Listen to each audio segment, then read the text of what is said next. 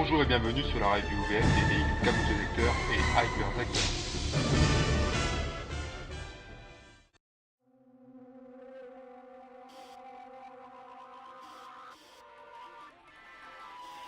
Donc commençons par le Kabuto Vector. Très beau lui aussi. Il lui faut aussi deux piles LR6 1,5V qu'on met aussi en dessous. Très articulé, plus que le Gatak du moins.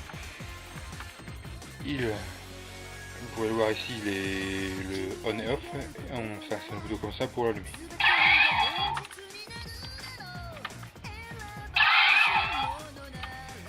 On peut aussi lui déployer les ailes, mais ça n'apporte aucun son de plus. Il y a les trois boutons du dessus, mais chacun en fait fait le même son.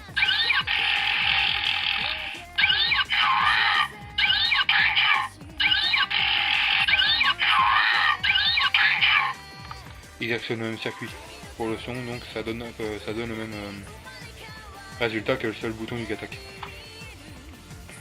En enlevant la corne, nous pouvons faire un nouveau son. Et c'est bien tout ce qu'il y a pour le Kabuto Vector, même s'il a plus de son que le Gatak. Pour la ceinture,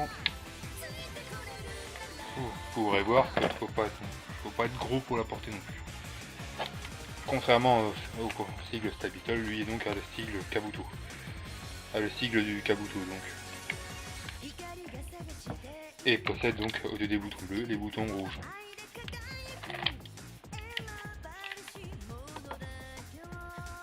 Avec donc le rouge à l'intérieur. Et comme aussi sur le Gatak, il n'y a que les bouts de plastique Kabuto qui ne font rien non plus. Ce qui est fort dommage. Passons au engine.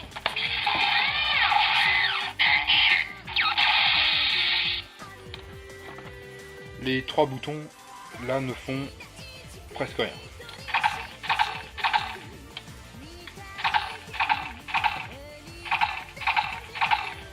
Il nous dit que 1, 2, 3 une fois le mode rider amorcé, en faisant le cast-off. Comme ceci.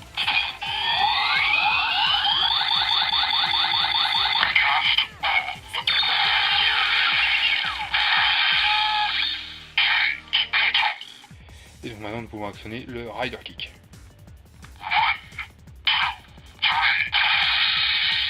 Il faut rabattre, faire comme ça.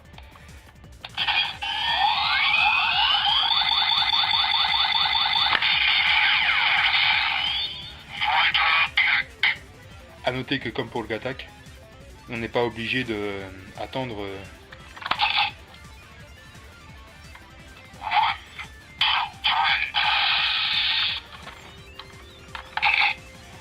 la charge comme ça. On n'est pas... Cette charge là, on n'est pas obligé de l'attendre. Autant dans le rider kick que dans le cast-off, on n'est pas obligé de l'attendre, on peut directement faire le truc. C'est un gain de temps, mais ça donc pénalise une fonction son. Si nous faisons ça, sans faire le 1, 2, 3, nous activons le put on, qui est donc le contraire du cast-off.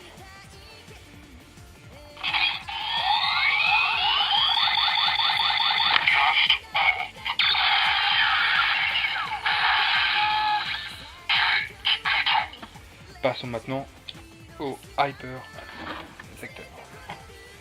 Vous pouvez voir qu'il est aussi très beau. Très beau, même s'il est moins beau qu'un Kabuto.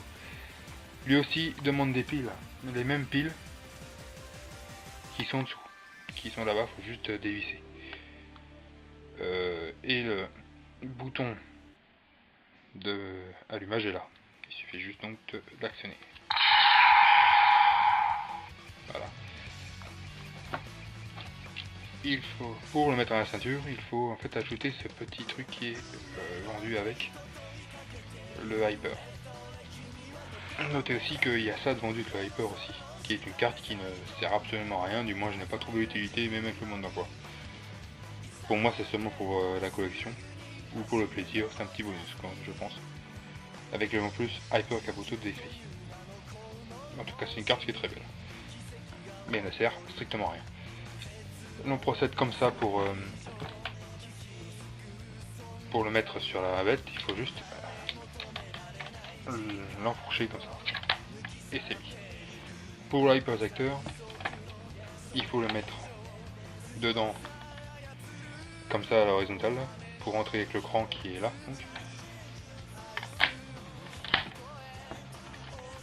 Pour l'enlever, il faut juste appuyer ce bouton là, sinon c'est pas possible. Oui,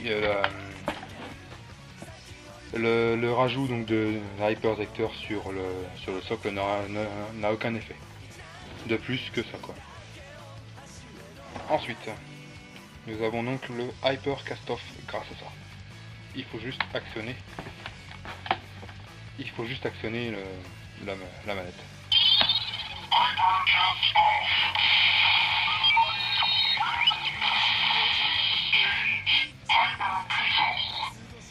Le bouton rouge, donc c'est le hyper close-up.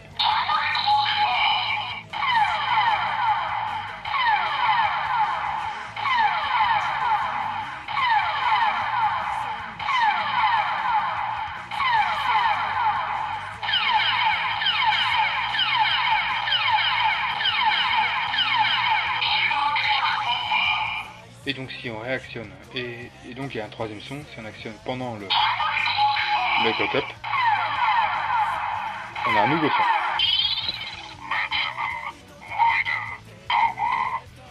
Qui est en fait donc la commande pour le hyper kick dans la série. Voilà, c'est tout. C'est tout pour le hypersecteur. Donc, et donc pour enlever le caboulot, il faut comme le Gatag actionner les deux boutons pour l'enlever. Voilà, merci d'avoir vu ma review.